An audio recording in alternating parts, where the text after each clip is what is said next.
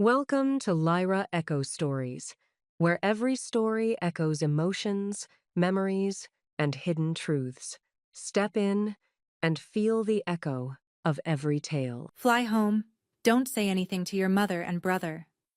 That text came in at 6:47 a.m. while I sat on a sunlit balcony in Hilton Head Island, watching my mother laugh for the first time in 21 years at something my brother said. An unknown number. No name. 7 words that turned my stomach to ice. 12 hours later, I was standing in the arrivals hall of Hartford Bradley Airport. A man in a gray suit held a sign with my name. Next to him, 2 police officers. And what they showed me in that conference room. I don't remember hitting the floor. I just remember waking up to fluorescent lights and a paramedic asking me to count backward from 10. That was 4 months ago. I still don't sleep through the night. But I need to tell you everything. Because what my family did, and what I did about it, changed who I am forever. Before I go on, please take a moment to like and subscribe. But only if you genuinely connect with this story. And I'd love to know, where are you watching from right now? Drop your city and your local time in the comments. My name is Willow Farrell. I'm 32 years old, and this is the story of how my own mother and brother tried to destroy me, and how the truth saved my life. Now let me take you back to a rainy November night in Glastonbury, Connecticut. The night I stopped being someone's daughter. I was 11 years old. It was a Tuesday, November 14th. I remember the date because I'd brought home a permission slip for a field trip to the Wadsworth Atheneum, the art museum in Hartford. I needed a parent's signature and $3. That's it. A signature and $3. My mother, Margaret Farrell, was sitting at the kitchen table when I walked in. She had the phone pressed to her ear. Her voice was calm, flat, like she was reading a grocery list. "It's done," she said. "She's leaving tonight."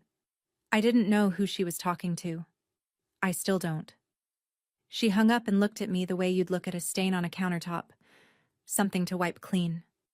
"Pack your things," she said. I thought she meant for the field trip. I actually smiled. "You're leaving. Tonight." My brother Dean stood at the top of the stairs. He was 14. He watched the whole thing. Didn't say a word. Didn't move. Just leaned on the railing like he was watching a show that didn't concern him. My mother opened the front door. Rain was hammering the porch. She handed me a black garbage bag, the kind you use for yard waste, and said 4 words I will hear for the rest of my life.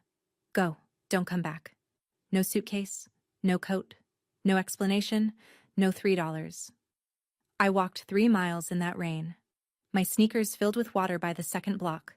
The garbage bag ripped at the corner of Hebron Avenue, and my library book fell into a puddle.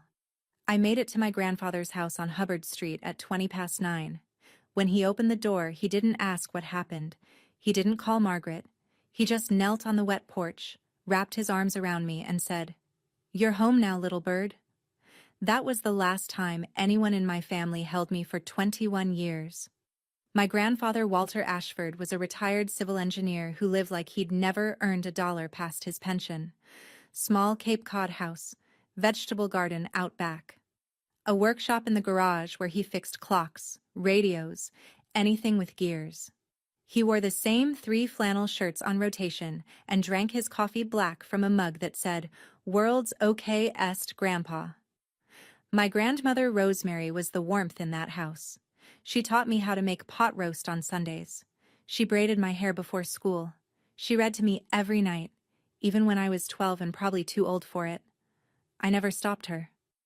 For 7 years, that small house on Hubbard Street was the only place I felt real. Margaret never called. Not once. Dean didn't write. No birthday card, no Christmas visit. Nothing. It was as if I'd been erased from their lives with the same ease my mother used to wipe the kitchen counter. My grandfather never forced the subject.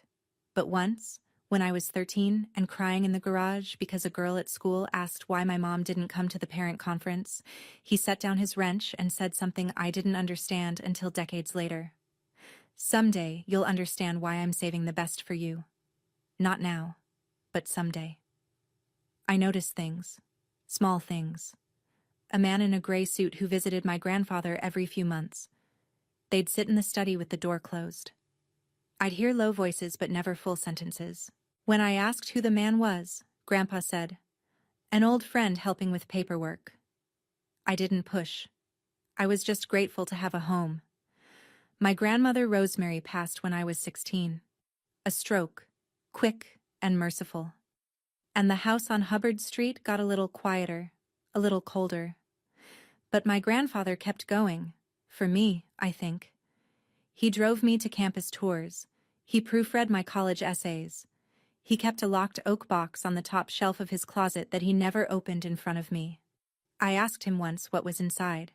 He smiled and said, "Your future." My grandfather died in his sleep 3 weeks before I started college. I found him on a Saturday morning, still in his flannel, one hand resting on a book about covered bridges. He looked peaceful. He looked done. The funeral was small. 6 neighbors, the pastor from the Methodist church on Main Street, a woman who ran the hardware store where Grandpa bought his nails, and then Margaret walked in. I hadn't seen my mother in 7 years. She wore black from head to toe. A silver cross hung from her neck. She moved through the church like a widow in a movie, touching pews, dabbing her eyes with a tissue, whispering, "Thank you," to strangers who offered condolences. She never looked at me. Not once. But Dean did. He walked right up to where I was sitting in the front pew, leaned down, and said something so quietly that only I could hear it. "Grandpa left everything to Mom. There's nothing for you." Then he smiled. A quick one. The kind that vanishes before anyone else sees it. After the service, a man approached me in the parking lot. Gray suit. I recognized him. The man who used to visit Grandpa's study. "Miss Farrell," he said. "My name is Thomas Mercer. I was your grandfather's attorney for 30 years. He held out a cream-colored envelope, sealed with wax. Old-fashioned, deliberate. "Your grandfather asked me to give you this when the time is right." He paused. "The time isn't now, but keep my card." I took the card. I took the envelope. I put both in my wallet and didn't touch them again. I rode the bus back to my dorm alone that night. No family left, no safety net. 18 years old with a sealed envelope I was too afraid to open, and a business card from a man in a gray suit who said, "The time isn't now." I didn't know that those 2 pieces of paper would save my life 14 years later. I paid for college the way a lot of people do. Scholarships, part-time jobs, and ramen noodles 5 nights a week. I studied computer science at UConn, graduated with honors, and moved to San Francisco with $600 and a carry-on suitcase. I didn't call it ambition back then. I called it not having a choice. By 24, I was working 80-hour weeks at a startup in Soma, writing code for an app I didn't believe in, eating lunch at my desk, and sleeping in a studio apartment the size of a parking space. Nobody in my family knew where I was. Nobody asked. But something was growing. Not resentment. Purpose. I kept thinking about the kids I'd met in college who'd aged out of foster care with nothing. No family. No guidance. No one to call when the landlord raised the rent or the car broke down or the loneliness got so heavy it pressed on their chest like concrete. I knew that feeling. I'd lived it. At 27, I built Hearthline. It was a simple platform. Match kids aging out of the system with volunteer mentors who'd show up. Not charity. Presence. Someone to answer the phone. By 30, a venture fund believed in it enough to invest. The company was valued at $47 million.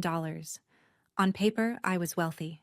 In practice, I was still the girl in sneakers walking 3 miles in the rain. My only real friend was Grace Kimball, a nurse I'd met at the UConn Library freshman year. She was from Brockton, Massachusetts. Direct, stubborn. The kind of person who'd tell you your haircut was terrible before asking how your day went. Grace knew everything about my past, and she had one rule about my family. "If they ever come back," she told me once over Thai food in the Mission, "it's not because they miss you, it's because they need something." I believed her. Mostly, But there's a difference between believing something in your head and believing it in the part of you that still keeps a garbage bag in the back of your closet, just in case. One night, years later, I found a line buried in my Yukon financial aid records. Part of my scholarship had been funded by an anonymous educational trust. No name, no trail, just a deposit every semester like clockwork. I couldn't trace it. But I had a feeling I already knew. The call came on a Wednesday, 9:14 p.m. Pacific Time. I was on my couch in San Francisco, half watching a documentary about bridge engineering, a habit I'd inherited from Grandpa, when my phone lit up with a Connecticut area code. I almost didn't answer. I wish I hadn't. Willow? The voice was older, shakier, but unmistakable. It's your mother. Silence. Mine, not hers. I know I don't deserve this call. She told me she'd been diagnosed with early-stage cancer. She said she'd been going to church every week. She said she'd changed. She said the word sorry 4 times in 2 minutes, and each time it sounded more rehearsed than the last. Then she said the thing that cracked me open. I want us to be together. All of us. Before it's too late. A vacation. Hilton Head Island. As a family. She paused. Dean wants to apologize too. I said no. She cried. I hung up and called Grace. Cancer card? Grace said. Classic manipulation. Don't go. I didn't sleep for 3 nights. I stared at the ceiling and argued with myself the way only someone who's been abandoned can argue. Half logic, half that desperate little voice that still whispers, maybe this time will be different. On the 3rd night, I picked up the framed photo on my nightstand. Me and Grandpa, sitting on his porch, the summer I was 15. He was smiling like he knew something I didn't. He'd want me to try. I was sure of it. I called Margaret back. I'll come. 3 days. Not 5. I'm booking my own flight and my own room. She agreed to everything instantly. No pushback? No negotiation. That should have been my first warning. 20 minutes later, a text from an unknown number. Be careful. 2 words. No name. I thought it was spam. I deleted it. That was my second warning. And I missed it completely. Hilton Head in late September is the kind of beautiful that feels borrowed, like it can't possibly last. Spanish moss, salt air, sunset light that makes everything look like a painting someone forgot to sign. I flew into Savannah and drove the 45 minutes to the resort, a beachfront property, valet parking, the kind of place that puts orchids in the lobby and charges $12 for orange juice. Dean had booked it. I didn't ask with whose money. Margaret was waiting in the lobby. She looked smaller than I remembered. Thinner. Her hair had gone silver at the temples, and she wore a pale blue cardigan that made her look like a Sunday school teacher. When she saw me, she opened her arms and started crying before I even reached her. You're so beautiful, she said into my shoulder. You look just like your grandmother. Dean stood behind her, taller now, broader, a pressed linen shirt, leather watch, salon-quality smile. He extended his hand like we were meeting at a business conference. Hey sis, long time. He introduced his girlfriend, Amber Jennings. 28. Blonde hair, straight teeth, quick laugh. She shook my hand with both of hers and said, I've heard so much about you. In a voice that sounded like customer service. Dinner that first night was almost normal. Almost. Margaret talked about her church group. Dean talked about his real estate career. Amber laughed at all of Dean's jokes. Nobody mentioned the 21 years, but I noticed things. Dean asked twice what I did for a living. Then he asked if I rented or owned. Then, are you comfortable? Financially, I mean. Families should take care of each other. I gave vague answers, smiled, ate my fish, and when I got back to my room, I checked my phone. A new text from that same unknown number. Did your brother ask about money yet? This time, I didn't delete it. I took a screenshot. The next morning, Margaret suggested family photos on the beach. Something to remember this by, she said. I agreed. What harm could photos do? Plenty, it turns out, when your mother uses them as a stage. She flagged down a resort employee to take the pictures, and while the young woman adjusted the angle, Margaret leaned in and said, loud enough for everyone nearby to hear. My daughter came back to me after years of running away. She's always been the stubborn one. Running away. As if I'd left by choice. As if I hadn't been pushed out a door at 11 with a trash bag in the rain. I didn't correct her. I stood there in the sand with my arm around a woman who'd rewritten my childhood for an audience of strangers, and I smiled for the camera. Dropped half an octave.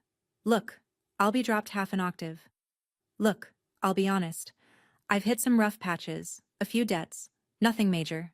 He shrugged like a man describing a parking ticket. Have you ever thought about investing together, as siblings? I'm not in a position to invest, I said. He pivoted fast. You know Grandpa left everything to Mom, right? His house, his savings? Not a lot, honestly. He was watching my face, testing. I didn't know the details, I said. Which was true. That night, I was brushing my teeth when I heard voices in the hallway outside my door. Margaret and Dean. Low, tense. She doesn't know, Margaret said. Keep going. She's suspicious, Dean replied. Then be better at it. I pressed my back against the bathroom wall. My toothbrush was still in my mouth. My hands were shaking. I waited until the hallway went quiet.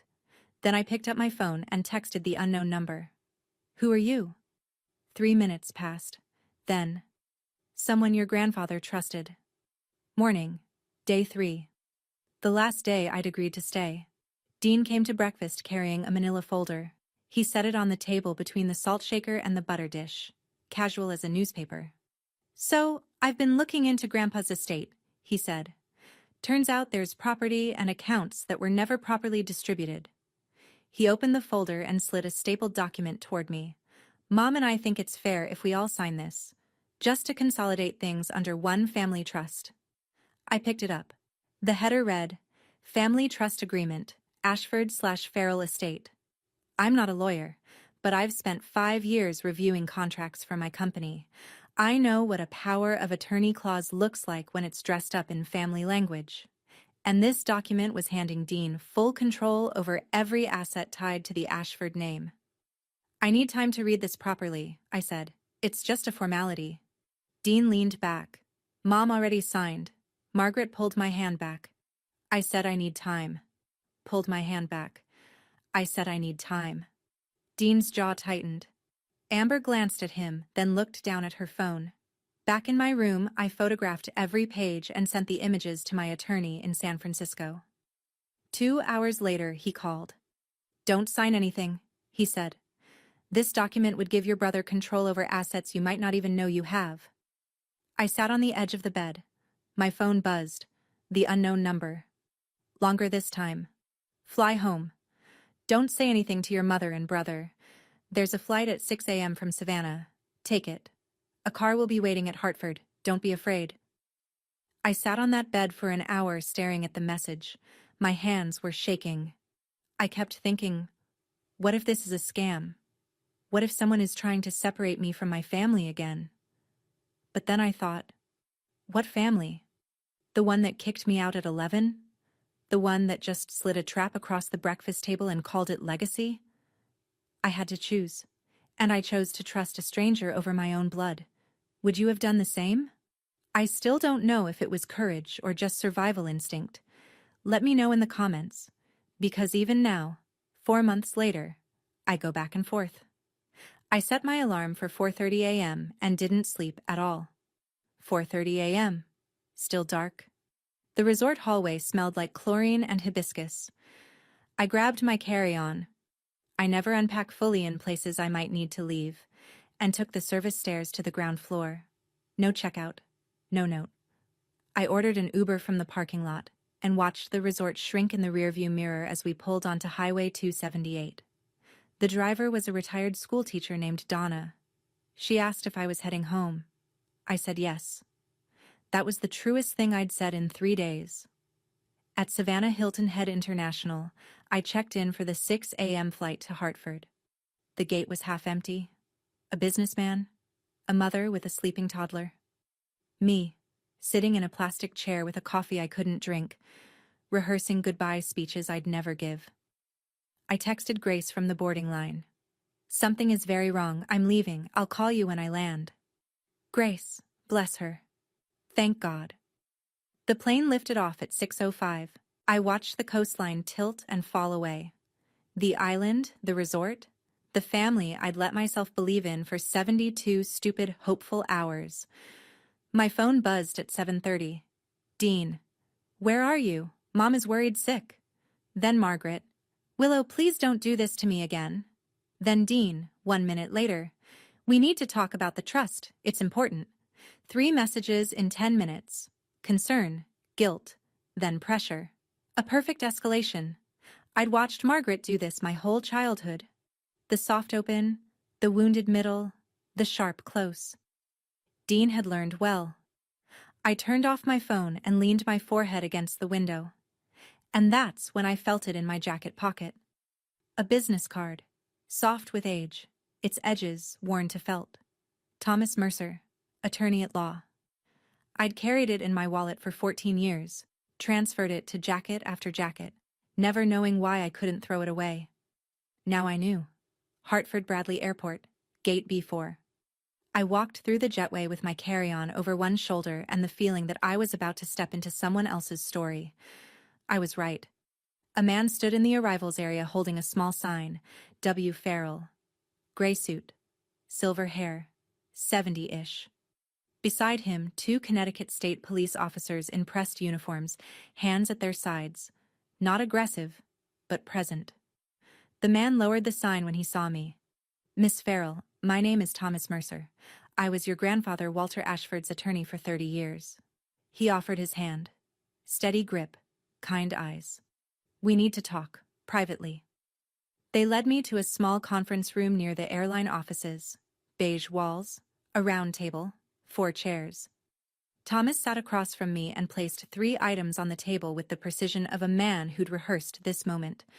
A bound document, a sealed envelope, cream-colored, wax seal, handwriting I recognized as my grandmother Rosemary's, and a thick folder, tabbed and labeled. Your grandfather drafted this will in 2012, Thomas said. It names you, Willow Farrell, as the sole beneficiary of his entire estate. I stared at him. That includes the house on Hubbard Street, savings accounts, investment holdings accumulated over 40 years. He paused. The estimated value is $2.8 million. The room tilted. I gripped the table. He instructed me to execute the will when 2 conditions were met. First, you turned 32. Second, your family made contact with you. Why those conditions? Because he knew they'd only come back if they found out about the money. Thomas opened the thick folder. But that's not why the police are here. He spread a series of printed screenshots across the table, text messages, between Dean and a contact saved as V. The first one read, "She's here. Room 412. If she doesn't sign by Thursday, go to Plan B." The reply, "Plan B costs double." Dean's response, "Whatever it takes." Thomas introduced the woman sitting quietly at the end of the table. I hadn't noticed her when I walked in, which I'd later learn was the whole point. "This is Rachel Dunn," Thomas said. "Private investigator. I hired her 6 weeks ago, the day your mother called you." Rachel was compact, 40s, short brown hair, no jewelry, a face that gave nothing away. She opened a laptop and turned it toward me. "Your brother owes $340,000, she said. "Mostly online gambling. His creditors are not patient people." She clicked through a timeline. Dean had discovered the will 6 months earlier by breaking into the vacant house on Hubbard Street and finding a draft copy in Grandpa's desk. "He told your mother." Together, they devised the vacation plan. Rachel's voice was clinical, precise. Step 1. Reconnect. Step 2. Get you to sign the family trust document, transferring control to Dean. Step 3. She pulled up a new set of messages. Dean to V, a man named Victor, with a criminal record for aggravated assault and extortion. If she doesn't sign, We go to plan B. What's plan B? Make it look like an accident. She doesn't know anyone here. Balcony. Pool. Whatever's clean. I read it 3 times. The words didn't change. Your brother was arranging your murder, Rachel said. Then she showed me the message I couldn't look away from. Dean, to Margaret. Time-stamped 2 days before the trip. She's not signing. We may need the backup plan. Margaret's reply. Do what you have to do. Just keep me out of it. My own mother. 8 words. No hesitation. I stood up. I said, "Excuse me." I walked to the restroom at the end of the hall. I locked the door. And I cried in a way I hadn't cried since I was 11, standing in the rain with a garbage bag. My whole body convulsed. The fluorescent light buzzed above me like a hive. When I came back to the table, my eyes were swollen and my voice was raw, but I was done falling apart. What do we do now? I said. Thomas began explaining the next steps: legal filings, coordination with law enforcement, protective measures. He was halfway through a sentence about a restraining order when the room narrowed to a pinpoint and the floor rushed up to meet me. I woke on my back. A paramedic was kneeling beside me, pressing 2 fingers to my wrist. You're okay, he said. Your blood pressure dropped. Can you count backward from 10? I counted. I stared at the ceiling tiles. I thought about Grandpa opening the door in the rain, kneeling on the wet porch, not asking questions. He knew this would happen. Maybe not the details. Not Victor, not the balcony, not the pool. But he knew the shape of it. He knew what Margaret and Dean were capable of, and he spent his last years building a wall between them and me. Thomas sat in the chair beside me, patient as a clock. He handed me a paper cup of water. Take your time, he said. But don't take too long. Your brother doesn't know you've left yet. I sat up, drank the water, steadied my voice. I don't want revenge, I said. I want the truth on the table. All of it. Thomas nodded like he'd been waiting for exactly those words. Then he reached into his briefcase and set down the sealed envelope. Cream-colored, wax seal, my grandmother's handwriting. The same one he'd given me at Grandpa's funeral 14 years ago. You never opened it, he said. I hadn't. I'd carried it across 6 apartments, 4 cities, and 1 entire career. It had traveled in jacket pockets and shoeboxes and the bottom of filing cabinets. I'd touched it 100 times and never broken the seal. Open it when you're ready, Thomas said. Your grandmother Rosemary wrote it the week before she passed. I slipped the envelope into my bag. Not yet, but soon. First, I had a brother to stop. Thomas arranged a room at a hotel in Hartford. Quiet, clean, away from anything with the name Farrell attached to it. Grace flew in from Boston that same night. She walked through the door, dropped her bag, and wrapped her arms around me without a word. Then she said what Grace always says. I told you not to go. I know. I leaned into her shoulder. But if I didn't go, they would have found me eventually. She didn't argue. She knew I was right.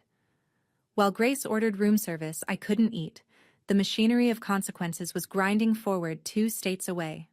Connecticut State Police had coordinated with law enforcement in South Carolina. The plan was clean. Arrest Victor first at Hilton Head, then take Dean the following morning back in Glastonbury. I sat on the hotel bed while Grace dozed in the armchair. Midnight. The city hummed outside the window. I pulled the envelope from my bag. The wax cracked like a whisper. Inside, 1 sheet of stationery, pale yellow, and a photograph. Rosemary's handwriting was careful, deliberate, the kind of penmanship they taught in schools that don't exist anymore. My dearest Willow, if you're reading this, it means your grandfather is gone and I'm gone, and someone is trying to take what's yours. I'm sorry I couldn't protect you while I was alive, but I want you to know, you were never the problem. Your mother was broken long before you were born, and she broke you instead of fixing herself. You deserve the world, little bird. Build your own nest. Grandma R. The photograph. Me at 5 years old, sitting on Rosemary's lap, both of us laughing at something outside the frame. On the back, in pencil, 4 words. You were always enough. Grace woke up to find me sitting cross-legged on the floor, holding the photo, tears running silent and clean.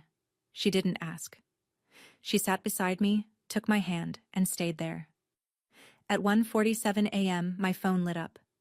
Thomas. Victor has been arrested. He's cooperating. Your brother will be arrested at 7 a.m. tomorrow morning. I set the phone down and looked at the photograph one more time. 5 years old. Laughing. Enough. 7 a.m. sharp. 2 unmarked cars pulled up to Margaret's house in Glastonbury. Dean was at the kitchen table eating cereal when they knocked. He answered the door in sweatpants. The officers read him his rights while Margaret screamed from the porch in a bathrobe, clutching the railing like the house was sinking. I know these details because Rachel Dunn sent me a brief report that afternoon. Clean. Factual. No editorializing. That was Rachel's way. Margaret's call came 40 minutes after the arrest. "What have you done?" She was hyperventilating. "They took your brother. He didn't do anything. He hired someone to kill me, Mom." Silence. Long enough to hear a clock ticking somewhere in her house. "That's ridiculous. Dean would never. You're making this up to get back at us. The police have the messages. All of them." I let that settle. "Including yours." "What messages?" I read it from the screenshot on my phone, word for word. "Do what you have to do, just keep me out of it. That was you." 10 seconds of nothing, then quieter. "That was about the trust documents, not about hurting you." "That's for the judge to decide." I hung up, set the phone face down on the nightstand, didn't pick it up again for 6 hours. Over the next few days, the pieces sorted themselves. Dean was held without bail. The nature of the charge, plus Victor's cooperation, made him a flight risk. Amber Jennings vanished. Checked out of the resort the morning of Dean's arrest, canceled her phone number, left no forwarding address. Thomas called that evening. "We need to move on the inheritance claim. Your grandfather's property in Glastonbury has been sitting empty for 14 years. He paused. He left instructions about what to do with it. Margaret, meanwhile, had already hired an attorney. Within 24 hours, her lawyer filed a motion to invalidate the will, claiming Grandpa Walter had lacked testamentary capacity when he signed it. The fight for the truth was just beginning. Margaret had always been better at narrative than truth. Within 48 hours of Dean's arrest, she transformed herself from complicit mother into grieving victim. She posted on her church group's Facebook page, the one with 900 members and a shared prayer list. "My daughter is trying to steal her grandfather's inheritance and put my innocent son in jail. Please pray for our family." It worked. My phone started ringing. Numbers I hadn't seen in 20 years. Some callers were polite, cautious even. Others were not. A woman from Margaret's Bible study left a voicemail calling me ungrateful. A man whose name I didn't recognize said I should be ashamed of what I was doing to my poor mother. I didn't respond to any of them. There was no point in fighting a story that had been running for 21 years. But then a call came from someone I didn't expect. "Willow? This is Patricia Boyd. I lived 3 houses down from your mother on Sunset Terrace." I remembered her. Barely. A tall woman with garden gloves who waved from her driveway. "Your mother told everyone you ran away at 11 because you were a troubled kid," Mrs. Boyd said. Her voice was steady but thin. "I believed her for 20 years." She paused. "But last week I saw the police report." "What police report?" "The night you left. A neighbor, me, actually, called the police because I saw a child walking alone in the rain carrying a garbage bag. An officer went to your mother's house. She told him you'd gone to stay with relatives voluntarily. They closed the case." A police report. Filed the night I was thrown out. Margaret had lied to the officer's face and the case had simply disappeared. I didn't know about any of it. "I'm calling because I owe you an apology," Mrs. Boyd said. I should have followed up. I should have looked harder. I didn't. Thomas later confirmed. Grandpa Walter had kept a copy of that police report. It was in the file alongside the will. He'd known about it from the beginning. And then Thomas told me something that broke me open all over again. "Your grandfather tried to get legal custody of you, multiple times. Margaret threatened to accuse him of abuse if he didn't back off. He chose to protect you from the shadows instead. My grandfather had fought for me. And my mother had used a lie like a loaded gun to stop him. I didn't fight back on social media. I didn't post a rebuttal. I didn't call Margaret's church friends to plead my case. Instead, I did what Grandpa taught me. I built something. Thomas filed the petition to validate the will with the Hartford Probate Court. The hearing was set for 2 weeks out. Margaret's attorney had already submitted the diminished capacity argument, claiming Grandpa Walter was mentally unfit when he signed. It was a common tactic, Thomas said, and almost always a losing one when the signer had a clean psychiatric evaluation on file, which Grandpa Walter did, dated 2 weeks before the will was signed, conducted by Dr. Alan Fielding, a board-certified psychiatrist still practicing in New Haven. Full competency confirmed. But Thomas had more. He arrived at the hotel one afternoon carrying a wooden box. Oak. Old. Brass latch. I recognized it instantly. The box from Grandpa's top shelf. The one he never opened in front of me. "Your grandfather's house has been sealed since his death," Thomas said. "This was in the master closet. He left instructions that I should give it to you when the legal process began." I opened it. Inside, 7 leather-bound notebooks. Grandpa Walter's handwriting. A diary spanning 7 years. From the year I moved in to the year he died. I opened the first one at random. March 2009. Called Margaret again. She said Willow is better off without this family. Maybe she's right, but not in the way Margaret means it. He'd documented everything. Every phone call to Margaret. Every refusal. Every legal attempt to bring me home. Every quiet act of protection that I never knew about. "Your grandfather didn't just plan for your future," Thomas said, adjusting his glasses. "He documented the past. He knew this fight was coming."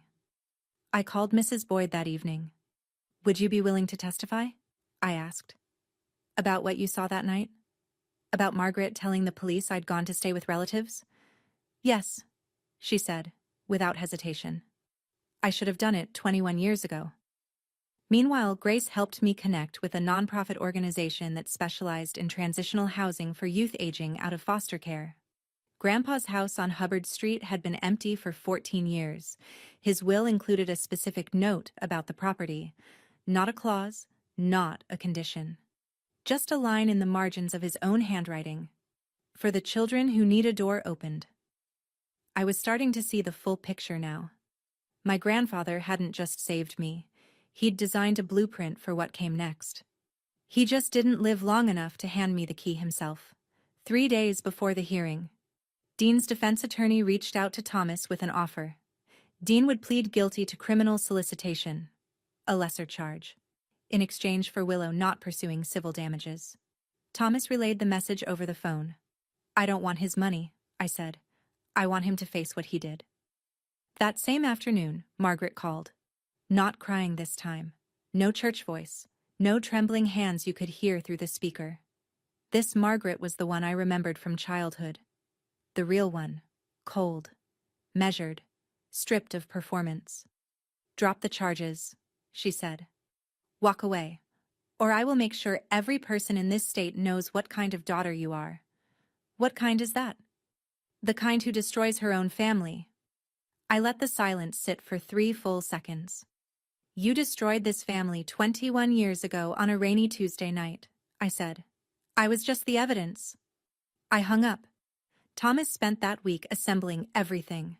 The validated will, the psychiatric evaluation, the police report from 2003, Walter's diaries, the text messages between Dean and Victor, the text between Dean and Margaret, Mrs. Boyd's sworn statement, Rachel Dunn's investigative report. "The courtroom will be full," Thomas warned me. "Margaret's church friends, neighbors, local press may show up." "Good," I said. "The truth works best in the open." That night, alone in the hotel, I returned to the oak box. I'd read most of the diaries, but at the very bottom, beneath the last notebook, I found something I hadn't noticed before. A savings book, a college education fund. The name on the account, Willow Farrell. Opened the day I was born. The final entry was a deposit dated 3 months before Grandpa died. and on the last page, in his careful engineer's handwriting, "For the nest you'll build yourself." Sitting there, holding that savings book with my name on it, a name my grandfather wrote on the day I was born, I realized something. He never forgot me. Not for a single day. Even when I thought I was completely alone in the world, someone was quietly building a floor beneath me so I wouldn't fall through. I wonder, have you ever discovered, years later, that someone loved you in silence? That the luck you thought you had was actually someone's careful, invisible plan to keep you safe? If you have, I'd love to hear about it in the comments. I think we don't say these things often enough. I closed the box, set my alarm, and laid out my clothes for court. Tomorrow, the truth would have a room full of witnesses. Hartford Probate Court. Courtroom 3B, 9:15 on a Tuesday morning. The room was full. Margaret's church friends filled one side, a cluster of women in modest blouses, clutching purses, whispering. On the other side, Mrs. Boyd in a navy dress. Grace, steady as a wall. Two reporters from the Hartford Courant with notebooks open, a sketch artist, and scattered throughout, neighbors from Glastonbury who'd come because small towns run on stories, and this was the biggest one in decades. Margaret sat at the respondents' table.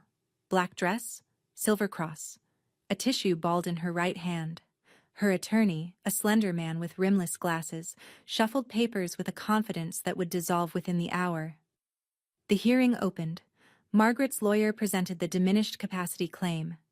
He described Walter Ashford as elderly, isolated, possibly influenced by his attorney. He said the word confused 3 times. Thomas stood. He placed the psychiatric evaluation on the judge's bench. Signed, dated, unambiguous. Full cognitive competency, confirmed by Dr. Alan Fielding, 2 weeks before the will was executed. Then he opened the diary. He read aloud the entry from November 14th, 2003. The night I was thrown out. Grandpa's handwriting. Grandpa's words. Margaret called at 9 p.m., said she put Willow out. The child walked 3 miles in the rain to my door. She was 11. She was shaking. I called Margaret back. She said, "Keep her. I don't want her." The courtroom went quiet. Not church quiet. Grave quiet. Margaret shot to her feet. "That's a lie. He made that up." "Sit down, ma'am," the judge said. Thomas called Mrs. Boyd to the stand. She walked slowly, hands folded. She described the night, the rain, the child, the garbage bag, the 911 call. She described the officer going to Margaret's house. She described what Margaret told him. She said her daughter had gone to stay with family, Mrs. Boyd said, voluntarily. She looked directly at Margaret. That was a lie. I watched that little girl walk down the street soaking wet. There was nothing voluntary about it. One of the church women in the back set down her purse and didn't pick it up again. During the 15-minute recess, Margaret crossed the aisle and grabbed my wrist. Her grip was tight. Her eyes were dry now.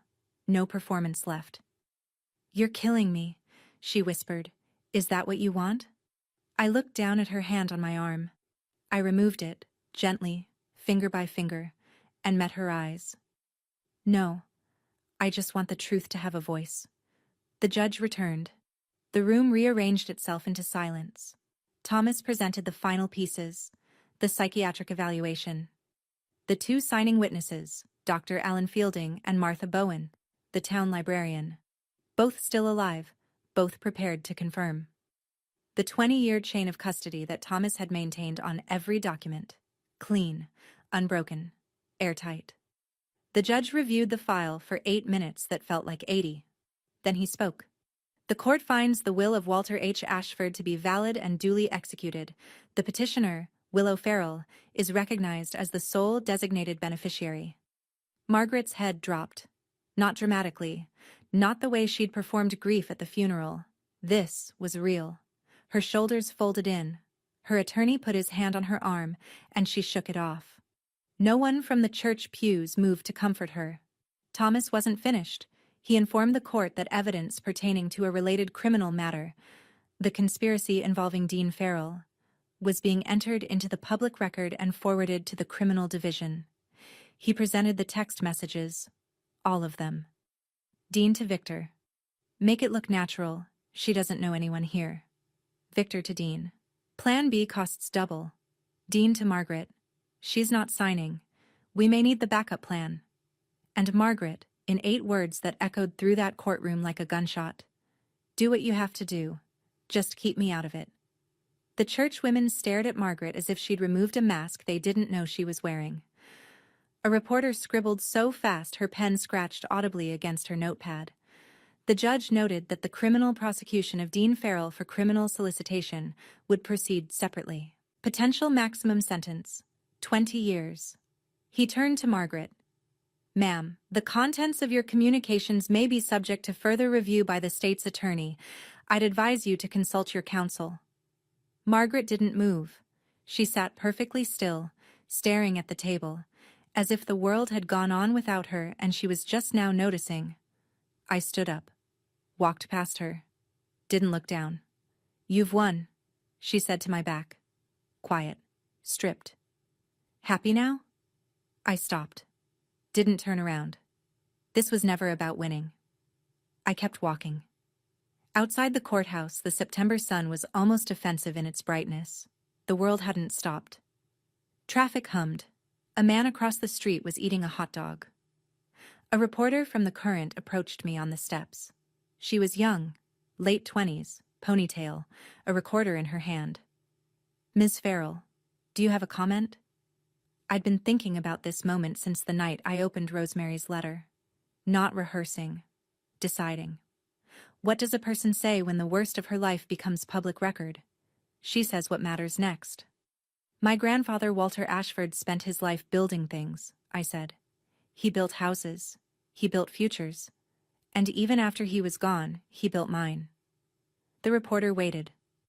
His home in Glastonbury has been empty for 14 years. I'm turning it into a transitional home for young people aging out of foster care. It's what he wanted. He wrote it down. What will it be called? Ashford Nest. I paused, because my grandmother once told me, build your own nest. Behind me, I heard Mrs. Boyd make a sound, a small intake of breath that turned into a sob she caught with her hand. The reporter asked the question I knew was coming. What about your mother? That's a private matter. Do you forgive her? 3 seconds of silence. I let them pass. Forgiveness is a process, I said. But boundaries are a decision. I've made mine. Grace stood a few feet behind me, arms crossed, smiling the way Grace smiles, more with her jaw than her mouth. She nodded once. Thomas shook my hand on the bottom step. Your grandfather would be proud. I know, I said. As the reporter walked away, Mrs. Boyd touched my arm. I want to volunteer at Ashford Nest, she said. Her eyes were red.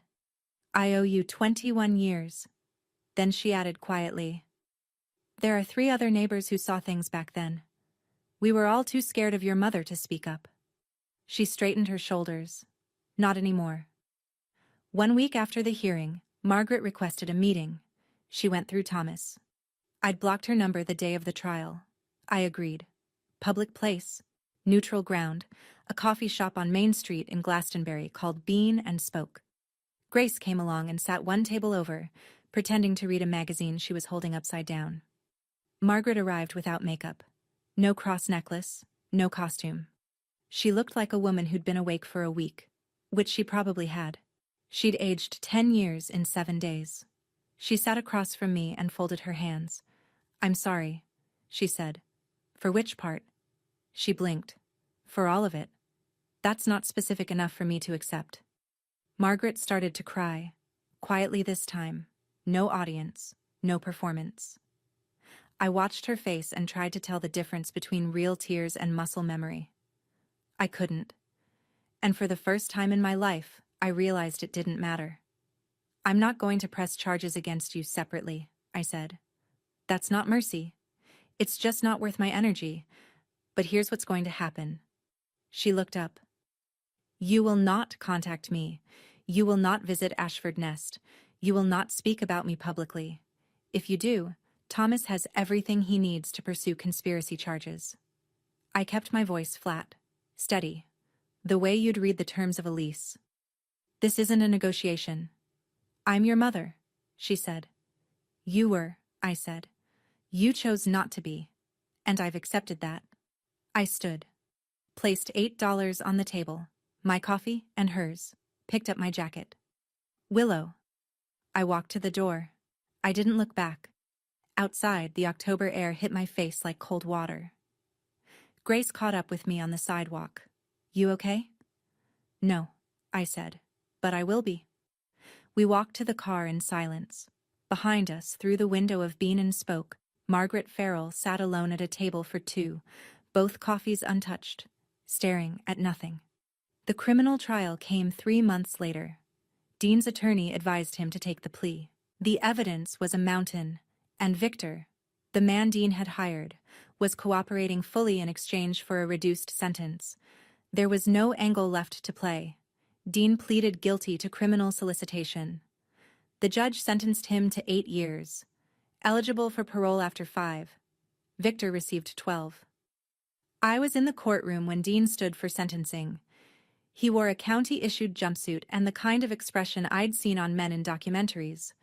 Not remorse, just the slow dawning recognition that their story wasn't going to end the way they planned. Before the bailiff let him out, Dean turned toward me. I thought, for one heartbeat, that he might apologize, that he might say something human. I just needed the money, he said. That was it. Not, I'm sorry I tried to kill you. Not, I was wrong. Just, I needed the money. As if I were an obstacle between him and a bank teller. I said nothing. I sat. I listened to the judge close the record. I walked out into a hallway that smelled like floor wax and old coats. Margaret was not charged. The text message, "Do what you have to do. Just keep me out of it," was damning in plain language but legally ambiguous. Her attorney argued it referred to the trust documents. The state's attorney declined to prosecute. Insufficient evidence for conspiracy. But the court of public opinion had already ruled. Margaret's church group quietly removed her from the volunteer roster. Neighbors stopped returning her calls. The Glastonbury she'd curated for 2 decades, the one where she was the devoted mother and I was the troubled runaway, collapsed like a theater set after the lights come up. She sold the house on Sunset Terrace within a month and moved to a small apartment in Clearwater, Florida. Alone.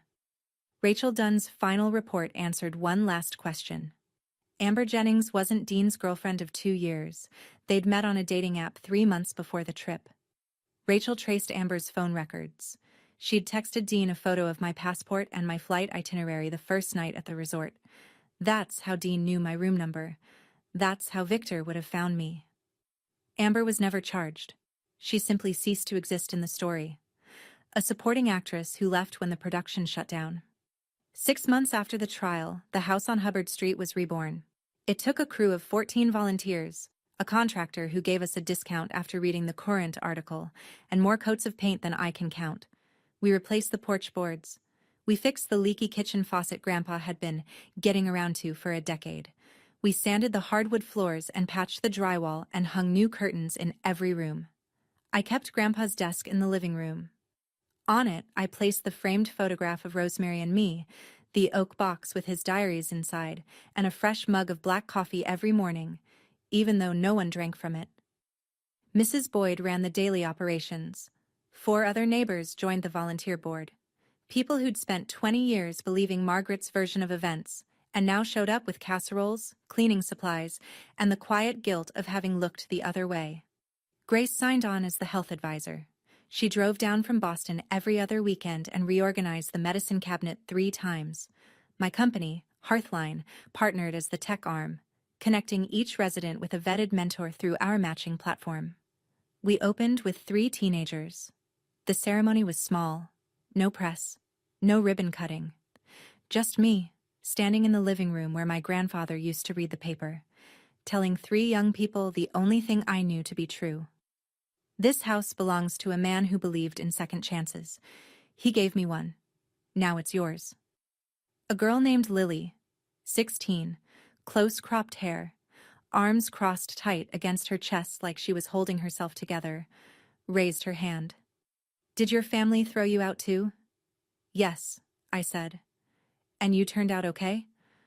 I thought about it. Not for drama, because I wanted to give her an honest answer. "I turned out honest," I said. "That's better than okay." Lily uncrossed her arms. "Just slightly, but I noticed. It happened on a Sunday. I was cleaning out the last of Grandpa's closet, the shelf behind the oak box, where old shoe boxes and tax folders had been stacked since the Clinton administration. At the bottom of the pile, I found a manila envelope, thick, heavy, sealed with clear packing tape and labeled in Grandpa's handwriting, "For Willow, when she's ready." Inside, 17 documents. Each one a petition for legal guardianship of a minor child, me, filed with the Connecticut Superior Court. The first was dated June 2003, 7 months after I arrived at his door. The last was from 2012, 2 years before he died. 17 petitions, 17 denials. Every single one had been contested by Margaret. Her objections were consistent. Walter Ashford is elderly. Walter Ashford is in declining health. Walter Ashford cannot provide a stable home environment. The same lies, copy-pasted year after year, stamped and filed by a woman who hadn't set foot in her father's house since she threw her daughter out of her own. I sat on the closet floor with the petitions fanned out around me like a collapsed deck of cards. 17 times he'd walked into a courtroom for me. 17 times my mother slammed the door. And he never told me. Not once. Thomas confirmed it that evening by phone. He didn't want you carrying that weight while you were building your life. He said, and these were his words, "Let her think she's free. She'll fight harder." But there was one more thing.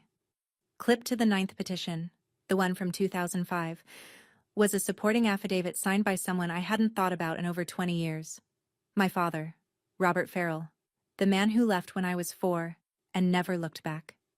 He had signed a document supporting Grandpa Walter's custody bid. 1 page, 1 signature, then silence again. No follow-up, no phone call, no contact. I don't know what it means. I haven't decided if it changes anything. But for the first time since I was a little girl, I thought about my father as something other than absence. I found a letter beneath the petitions, the last one Grandpa ever wrote to me, undated, unsigned, as if he'd started it, put down the pen, and never picked it up again. "I failed you 17 times in court, but I will not fail you in my final act. Everything I have is yours. Use it to build what I couldn't, a home no one can take from you." I pressed the letter against my chest, closed my eyes, and let myself cry for the last time in this story. 3 months after Ashford Nest opened, Mrs. Boyd called me on a Wednesday afternoon. "Your mother is outside," she said. "She's just standing on the sidewalk, across the street, looking at the house." I walked out the front door. Margaret was on the opposite curb, wearing a beige coat and flat shoes. No makeup, no cross. She looked like a woman returning to a place that had moved on without her, which is exactly what she was. She saw me and didn't wave, just stood there, like she was waiting for permission to exist. "He gave it to you," she said. "The whole house. He gave it to the children who need it. I grew up in that house, and I was thrown out of yours. I stayed on my side of the street. She stayed on hers. We both have memories. The difference is what we do with them." Wind pushed a crumple of dry leaves between us. Somewhere inside, I could hear Lily helping a new resident find the bathroom. "Can I come in?" Margaret said. "Just once." I stood still for 5 seconds. I thought about the rain, the garbage bag, the phone call. Keep her. I don't want her. The 17 petitions, the text to Dean. I thought about all the rooms in my life that Margaret had either locked me out of or tried to break into. "No," I said. "This is their safe space, not yours." She nodded. Not dramatically, not with tears. Just a small, tired movement of her head, the kind you make when the doctor gives you the result you already expected. She turned and walked down Hubbard Street. Slowly, hands in her pockets. She didn't look back. I watched until she turned the corner and disappeared. Lily appeared behind me in the doorway. Who was that? I looked at the empty sidewalk where my mother had been. Someone who lost something she can't get back. I stepped inside and closed the door. 1 year later, and the house on Hubbard Street is never quiet. There's always someone microwaving leftovers at odd hours, someone playing music too loud in the upstairs bedroom, someone sitting at the kitchen table with a textbook open and a look on their face that says I might actually pull this off. It's not tidy. It's not cinematic. It's the kind of beautiful that comes with scuff marks on the baseboards and a chore wheel that nobody follows perfectly. 14 teens have passed through Ashford Nest. 6 have moved into their own apartments. 2 are in community college. 1 got a full scholarship to Central Connecticut State. The others are still here, still figuring it out, still learning that a safe place doesn't mean a perfect place. Hearthline crossed 3,000 mentor matches last quarter. I split my time between San Francisco and Glastonbury. 2 coasts, 2 lives, 1 purpose. I started therapy in the spring. I know, the woman who built a $47 million company from a dorm room couldn't figure out she needed a therapist. But I'd spent 20 years treating resilience like a replacement for healing. My therapist, a calm woman named Dr. Tran who drinks herbal tea and never lets me deflect, helped me understand that surviving isn't the same as being okay. Being strong doesn't mean being unbroken, she said during our 3rd session. It means healing out loud. I'm working on that. Grace visits Glastonbury every other weekend now. We cook in Grandpa's kitchen using Rosemary's recipes, her pot roast, her cornbread, her peach cobbler that never turns out right but tastes like home anyway. I hung a new photo on the refrigerator. Not Margaret, not Dean. It's me, Grace, Mrs. Boyd, Thomas, Lily, and the Ashford Nest kids, crowded together on the front porch, everyone mid-laugh. It's the kind of family photo nobody planned. It's my favorite thing I own. Thomas called on a Tuesday. I have something for you. Can you come by the office? He'd never asked me to come in person before. Everything since the trial had been phone calls and e-signatures. So I drove to his office in downtown Hartford. A 2nd-floor walk-up above a sandwich shop, which felt exactly right for a man who'd spent 30 years keeping his promises without needing a corner office to do it. He was standing by the window when I walked in. On his desk, a single envelope, cream-colored. No wax seal this time. Just my name in Grandpa's handwriting, slightly more unsteady than the last letter I'd read. Your grandfather left one final letter, Thomas said. He gave strict instructions. Deliver it exactly 1 year after the will was confirmed in court. He paused. Today is that day. I sat down. I opened it. Dear little bird, if Thomas gave you this letter, it means you survived. I knew you would. I'm sorry I couldn't be there to see it. I'm sorry I couldn't fight louder. But I hope you know. Every day you lived on your own, you proved that love isn't about blood. It's about choice. You chose to keep going. You chose to be kind when the world gave you every reason not to be. You chose to build instead of burn. I'm leaving you everything not because you need it, but because you'll use it right. Don't be angry at your mother forever. She's carrying a weight I couldn't lift for her. But don't let her carry it into your house either. Build your nest. Fill it with people who choose you back. I chose you. Every single day. Grandpa Walter. I folded the letter along its creases, placed it in my jacket pocket against my chest. Thank you, I said, for everything. Thomas took off his glasses, cleaned them with his tie, cleared his throat. It was the honor of my career, Willow. We shook hands. I held on a beat longer than usual. He let me. I walked down the stairs, past the sandwich shop, into the afternoon light, carrying a letter from a man who'd chosen me every single day, even the days I didn't know I needed choosing. That evening, Ashford Nest. Dinner was spaghetti. Overcooked, under-seasoned, made by a 17-year-old named Marcus who swore he followed the recipe. Nobody complained. 2 kids argued about basketball. Lily stole garlic bread off someone's plate. Mrs. Boyd told everyone to use napkins. After cleanup, Lily found me in the hallway with her laptop. Can you help me with my college essay? What's your topic? She shrugged, looked at the floor, then at me. The people who saved me. I sat on the bench beside her. Write about the person who saved yourself. That's a better essay. She didn't say anything for a second. Then she opened the laptop and started typing. Later, I sat on the front porch. Grandpa's porch. The same spot where he used to drink black coffee from his world's okay-est grandpa mug and wave at Mrs. Boyd across the street. I looked down Hubbard Street, the same road I'd walked in the rain 21 years ago, trash bag over my shoulder, sneakers full of water. The same road Margaret had walked down 3 months ago, hands in her pockets, not looking back. The same road Grandpa had carried me in from the night I arrived at his door. The road hadn't changed, but I had. I pulled out my phone, the photo of Rosemary and me, 5 years old, laughing, always laughing. On the back, in pencil, "You were always enough." I put the phone away, leaned back, breathed in the cold Glastonbury air.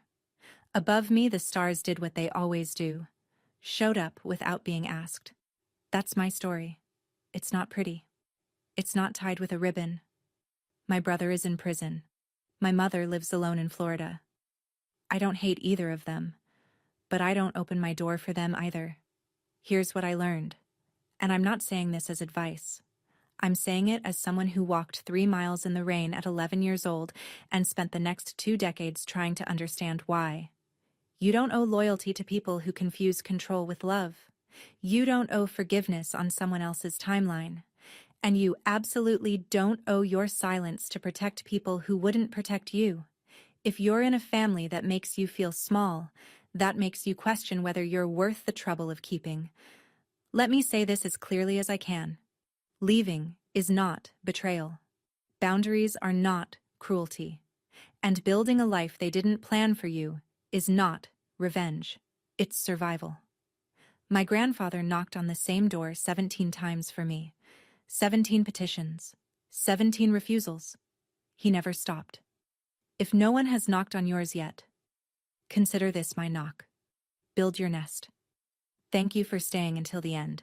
If this story touched something real in you, hit the like button and share it with someone who needs to hear it today. If you have your own story about setting boundaries with family, about walking away and finding out it was actually walking toward something, the comments are yours. I read every single one. And if you want another story about someone who refused to stay small, check the link in the description. I think you'll see yourself in it. Subscribe, and I'll see you in the next one.